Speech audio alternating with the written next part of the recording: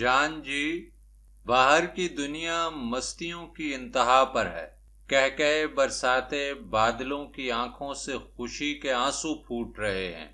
یوں لگ رہا ہے جیسے میرے وجود سے ابلتے نغموں نے ساری فضا پر اجنبی سا سحر بکھیر دیا ہو۔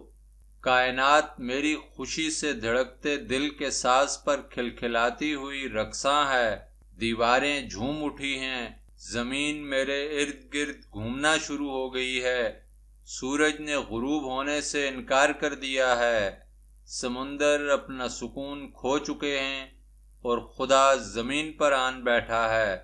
ساری دنیا رشک بھری نظروں سے مجھے دیکھ رہی ہے، جیسے معنی خیز انداز میں کچھ پوچھ رہی ہو۔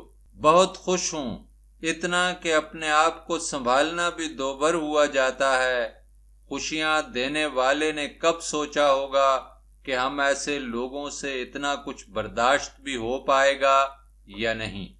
یاد رکھیے، آج اکتوبر کی 19 تاریخ ہے، کوئی بڑا ہی شبھ دن آپ نے پہلی بار مجھے سینے سے لگایا ہے۔ جبھی ہر جانب شادیانے بج رہے ہیں۔ میں نے تو جاگتے میں خواب دیکھا تھا، دھندلا سا خواب۔ سوچ بھی نہ سکتا تھا کہ اس کی تعبیر اتنی خوبصورت ہوگی۔ لوگ تو دیوانے ہیں، افسانے لکھتے ہیں، جھوٹ کے بدصورت پلندے میرے پاس آئیں تو انہیں بتاؤں کہ حقیقت ان کے سارے قصوں سے زیادہ حسین ہے۔ کوئی نئے لفظ لائیں اور نئے معنی، ورنہ ان کی گھسی پٹی روایتوں میں حقیقت کا بوجھ سہارنے کی سکت نہیں۔ میں لوگوں سے ذرا مختلف ہوں۔ لوگ خدا کو مانتے ہیں، میں اسے ڈھونڈتا ہوں۔ بہت پہلے بچپن میں میرا خیال تھا وہ میرے باپ ایسی شکل کا آدمی ہوگا، اس کی طرح سخت اور غلط کام پر سزا دینے والا۔ اس کی مونچھیں ہوں گی اور کبھی کبھار نائی سے داڑھی بھی بنواتا ہوگا۔ دور آسمانوں میں کرسی پر بیٹھا اس بات کا منتظر ہے کہ کب میں مروں اور وہ مجھے سزا دے۔ زمانہ ذرا آگے بڑھا تو ذہن میں کئی زلزلے آئے، ایک دنیا اجڑی، ایک آباد ہوئی۔ میں نے ننگ و افلاس اور ذلتوں کے ہمالیہ تلے دبے انسان کو دکھوں کے الاؤ میں دہکتے دیکھا۔ کھیتوں کی سوندھی سوندھی خوشبو میں چلتی پھرتی انسانی لاشوں کے مناظر میرے احوال کا اثاثہ تھے۔ جھکی کمریں، کھردرے ہاتھ، ارد گرد پھیلی ناکامیاں۔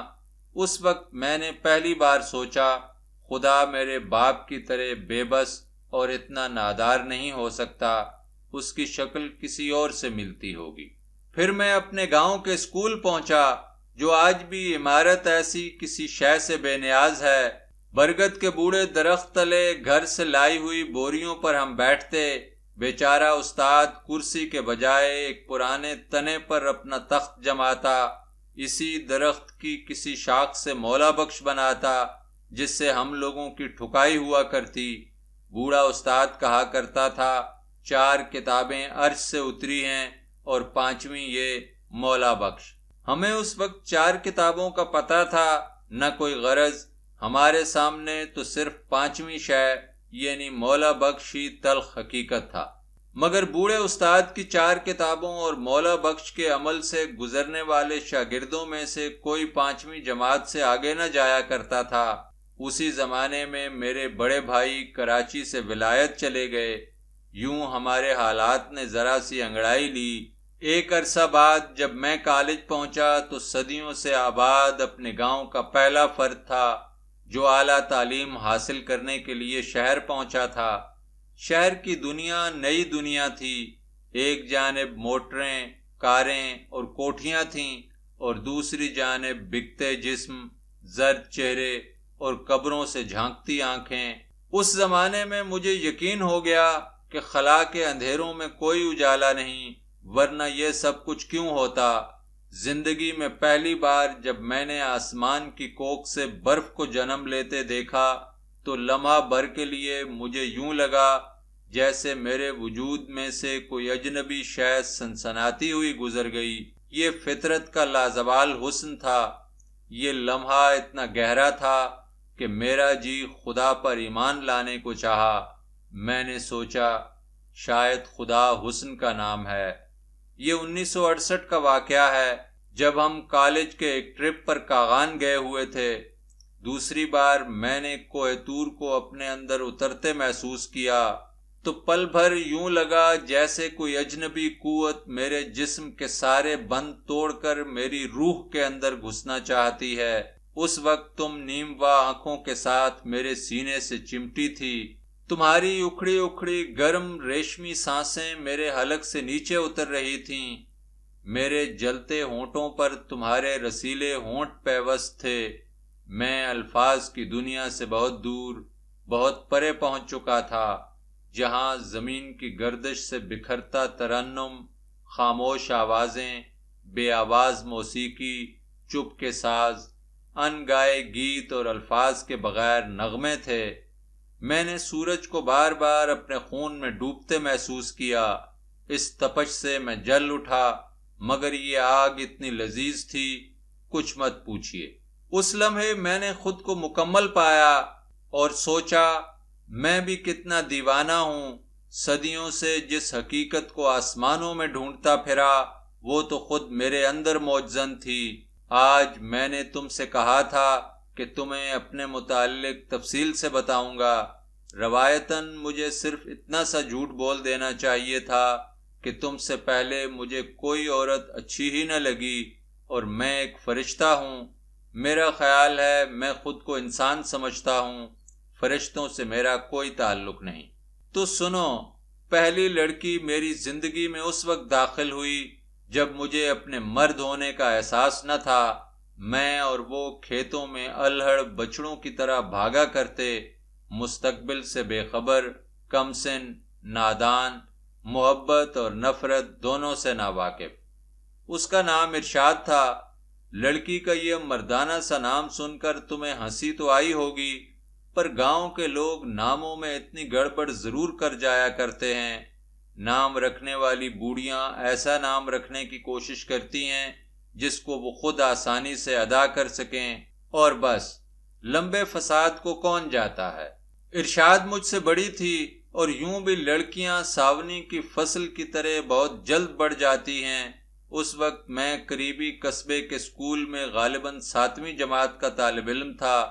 گاؤں میں پہلے تو کوئی پڑھتا ہی نہیں، اور جو اسکول تک پہنچ گیا وہ شہر میں پڑھنے والوں سے مختلف ہوتا۔ اسکول سے گھر پہنچے تو مشقت کے کولو میں جتے ماں باپ کے ساتھ مل کر کام میں لگ گئے۔ ایک دن اسکول سے واپسی کے بعد معمول کے مطابق مجھے چارہ کاٹنے جانا تھا۔ برسات کا موسم، شدید حبس اور گھٹن کا عالم، پورا گاؤں باجرے اور مکئی میں ڈوبا تھا۔ میں درانتی لیے گاؤں سے کوئی 2 فرلانگ دور اپنے قد سے 3 گنا اونچی مکئی میں گم تازہ گھاس نکالنے میں مصروف تھا۔ اس موسم میں کھیت میں گھسنا بڑا ہی تکلیف دہ ہوتا ہے۔ مارے گرمی کے انگ انگ سے پسینہ ابل اٹھتا ہے۔ فصل کے کنوارے پتے جسم کے جس حصے پر لگیں کھال اتر جاتی ہے۔ ایسی تیز خارش بڑکتی ہے کہ بس کچھ نہ پوچھیے۔ دنیا سے بے خبر تیزی سے اپنے کام میں جتا تھا۔ اتنے میں ساتھ والے کھیت سے مانوس آواز آئی، ماسی ذرا گھاس اٹھوا جانا۔ یہ ارشاد تھی۔ میں نے درانتی روکی اور زور سے کہا، ماسی نہیں آئی، اس کا پتر ہے اور گھاس بالکل نہیں اٹھوائے گا۔ ارشاد جانتی تھی میں ہر کام سے پہلے نہ ضرور کیا کرتا ہوں۔ اس نے دوبارہ آواز دی، آجا، مجھے جلدی گھر جانا ہے، میرا بابو۔ گاؤں کی لڑکیوں کے لیے بابو کسی تصوراتی شہزادے سے کم نہیں ہوتا۔ جیسے آپ کے ہاں لڑکیاں CSP افسروں کے خواب دیکھتے دیکھتے بوڑھی ہو جاتی ہیں پر باز نہیں آتی۔ میں نے دوبارہ کہا، میں تیرا نوکر نہیں، اتنا کاٹتی جو خود بھی اٹھا لیتی۔ پودوں میں سرسراہٹ سے میں نے اندازہ لگایا کہ وہ میری طرف آ رہی ہے۔ یقین کیجئے میں اس لڑکی سے خاصا ڈرا کرتا تھا۔ بچپن میں کئی دفعہ اس نے میرے کان جڑوں سے ہلائے تھے اور مجھے نہ سے باقاعدہ توبہ کروائی تھی۔ اب تو وہ اچھے خاصے تیل پلائے بھینسے کی طرح تھی۔ 2 گھڑے سر پر اور تیسرا بغل میں دبائے بھاگتی پھرتی۔ گاؤں میں جب لڑکی 3 گھڑے اٹھائے یا اپنی پنڈلیوں کے زور سے پینگ کو دبا کر اونچا ہلارا دینے کی کوشش کرے تو سمجھ لیجئے مفلس کی بیٹی جوان ہو گئی۔ بڑے لوگوں کی بیٹیاں جب جوان ہوتی ہیں تو بیچاروں کی نازک کمریں اس بوجھ سے ہی جھک جاتی ہیں، نظر کی اینک ناک پر، بغل میں کتابوں کا بنڈل اور ذہن میں نئے ماڈل کی کاریں ہارن بجاتی پھرتی ہیں۔ ارشاد نے آتے ہی کہا، ٹھہر، تجھے سیدھا کرتی ہوں، اسکول کیا جاتا ہے، خود کو بابو ہی سمجھ بیٹھا ہے۔ اس نے میرا بازو پکڑ کر الٹا گھمایا اور گھسیٹتی ہوئی اپنی کھیت کی جانب لے گئی۔ میں بچہ تو نہ تھا جو یوں مار کھا لیتا۔ برا لگا اور غصہ بھی آیا کہ وہ کیوں مجھے جانوروں کی طرح ہانک کر کام لینا چاہتی ہے۔ میں نے احتجاجاً اسے گالی دے دی۔ بغیر کچھ بولے وہ پلٹی اور تڑاق سے مجھے ایک زوردار تھپڑ جڑ دیا۔ ایک دفعہ میرے ذہن میں آیا کہ درانتی اس کے پیٹ میں گھسا دوں، لیکن اسے مارنے کے بجائے میں نے دراتی پرے پھینک دی اور پورے زور سے رو دیا۔ شاید اس کے سوا کوئی چارہ نہ تھا۔ وہ مجھے مارا کرتی تھی، پھر جانے کیوں چپ بھی کرایا کرتی تھی۔ یہ کھیل بچپن سے جاری تھا، مگر آج اس نے چپ نہ کرایا بلکہ خود رو اٹھی تھی۔ میں حیران ہو کر خاموش ہو گیا کہ اس لڑکی کو کیا ہو گیا ہے۔ اس نے مجھے اپنے قریب کیا اور پوری شدت سے مجھے اپنی چھاتی سے چمٹا لیا۔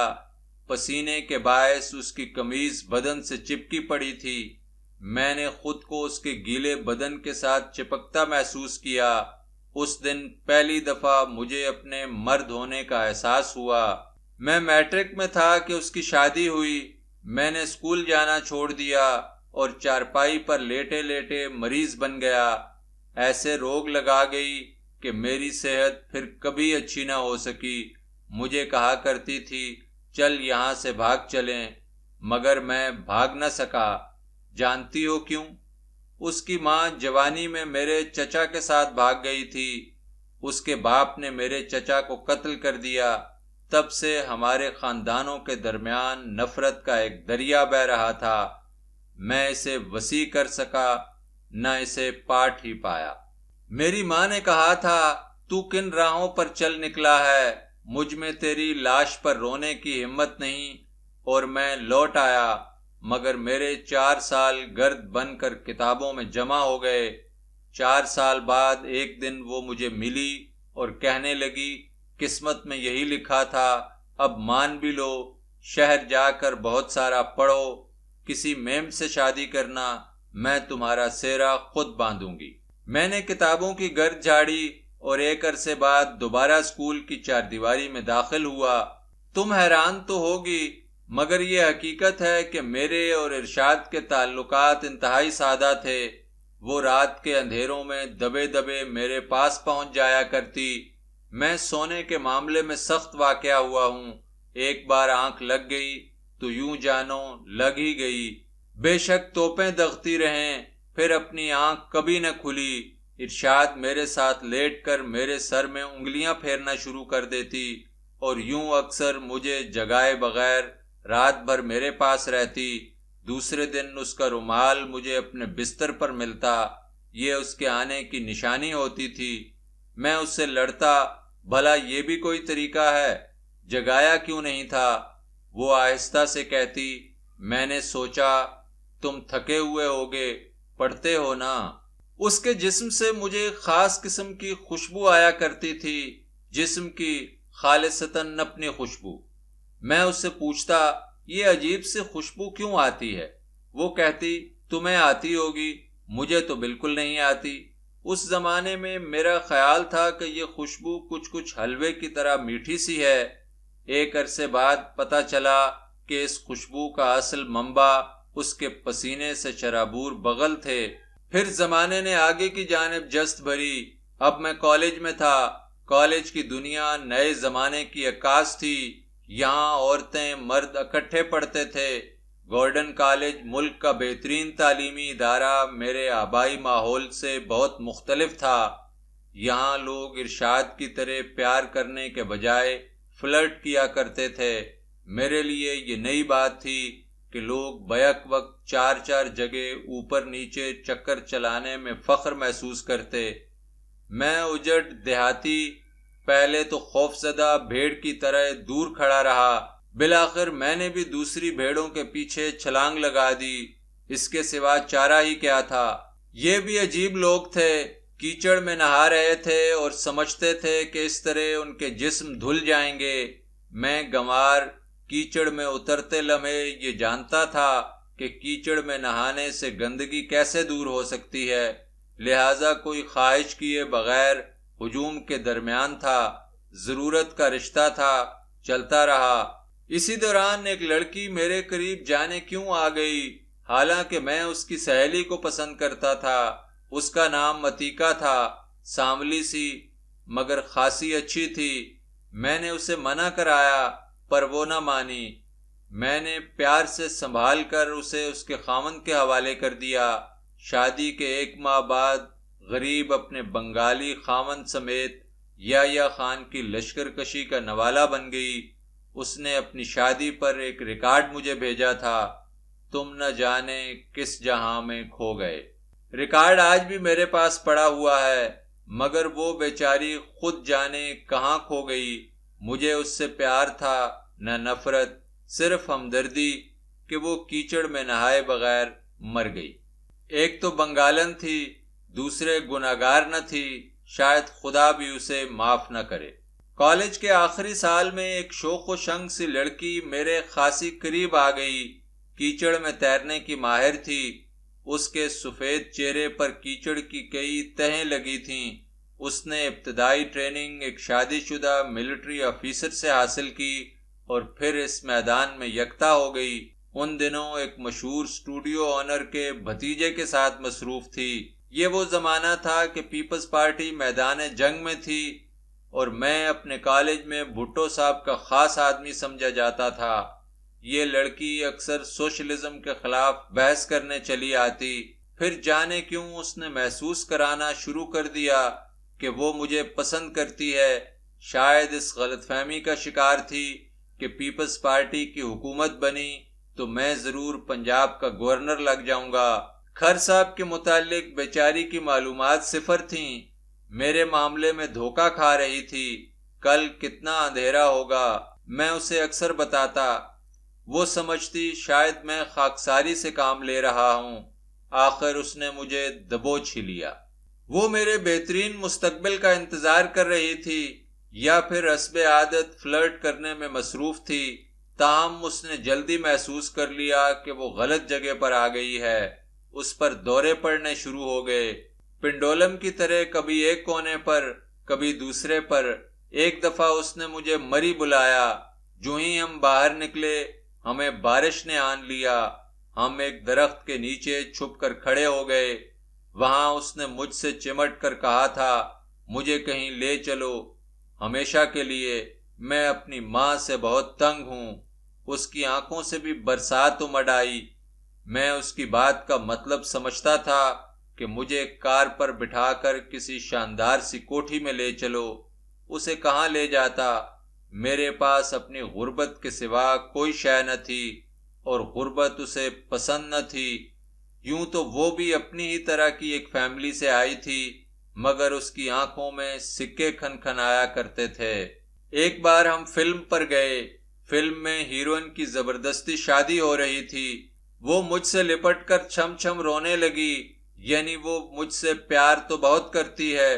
وہ مجھ سے لپٹ کر چھم چھم رونے لگی، یعنی وہ مجھ سے پیار تو بہت کرتی ہے، پر یہ ظالم سماج اس کی آرزوؤں کا قاتل بن جائے گا۔ وہ کتنی مجبور ہے۔ میں فلمی ہیرو تو نہ تھا جو ولن کو فوراً قتل کر دیتا۔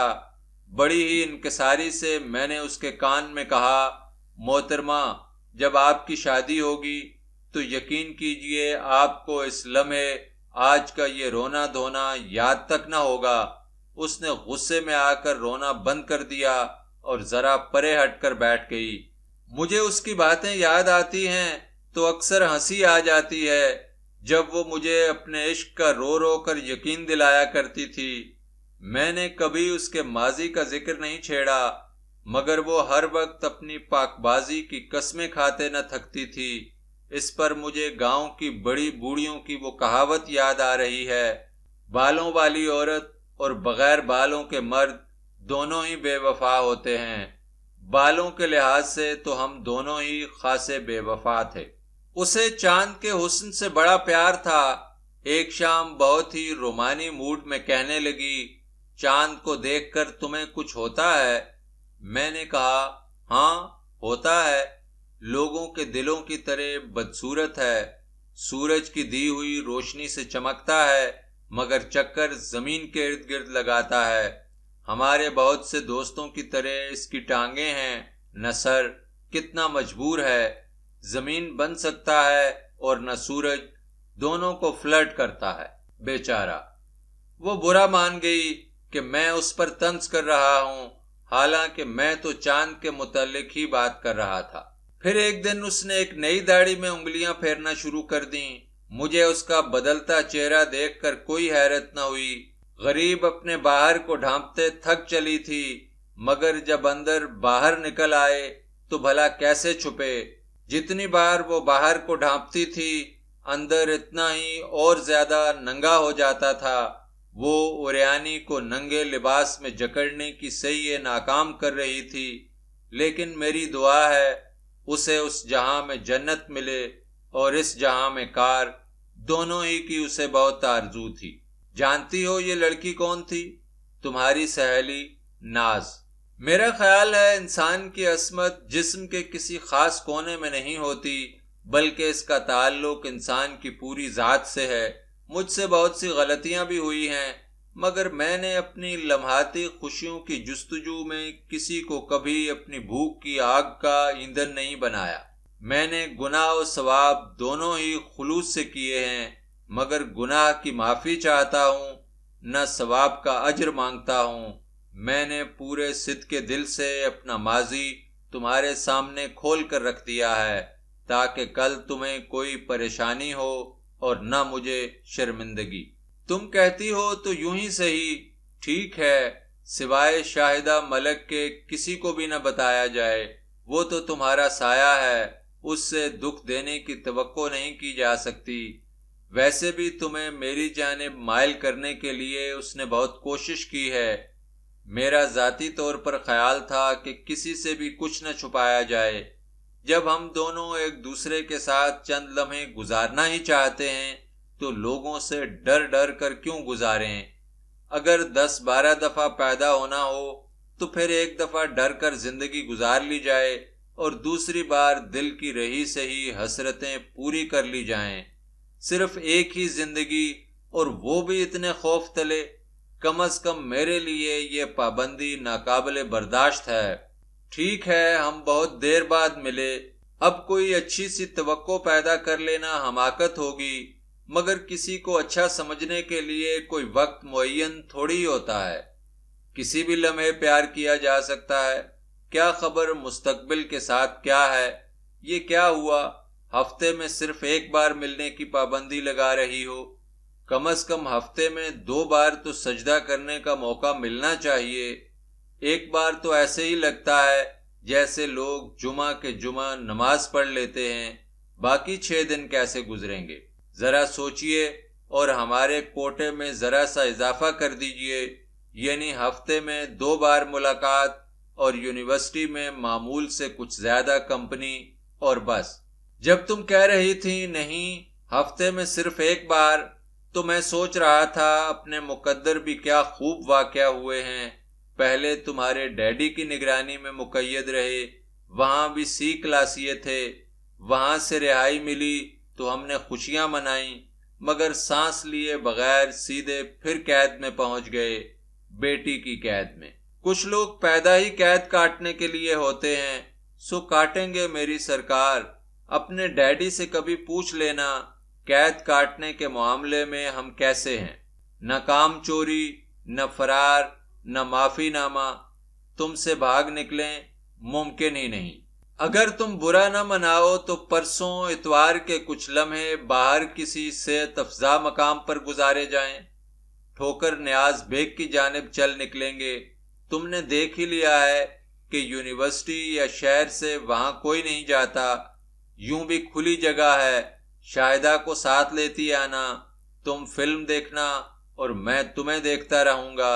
مجھے پتا ہے تمہارے ٹیسٹ شروع ہیں، چلو وعدہ ٹھہرا سائیکالوجی ہی چلے گی، نہ کیجیے گا۔ یوں کرنا، ہاسٹل کے پیچھے والی سڑک پر کوئی 1 بجے پہنچ جانا، میں رکشہ لیے منتظر رہوں گا۔ تم نے کہا تھا طویل سا خط لکھنا، میرا خیال ہے اب تمہیں خاصا بور کر لیا۔ رات ڈھل رہی ہے، میرے پاس ٹیپ ریکارڈر پڑا ہے، کمانڈر سے لایا تھا، جانتی ہو کون سا گانا بج رہا ہے؟ چھپا لو دل میں یوں پیار میرا، کہ جیسے مندر میں لو دیے کی۔ مجھے پہلے بھی یہ ریکارڈ بہت پسند تھا، مگر آج ان الفاظ سے نئے معنی پھوٹتے محسوس ہو رہے ہیں۔ یوں لگتا ہے جیسے سچ مچ تم گا رہی ہو، صرف میرے لیے۔ موسیقی بھی کتنا خوبصورت دھوکہ ہے، تمہارا ہمیشہ۔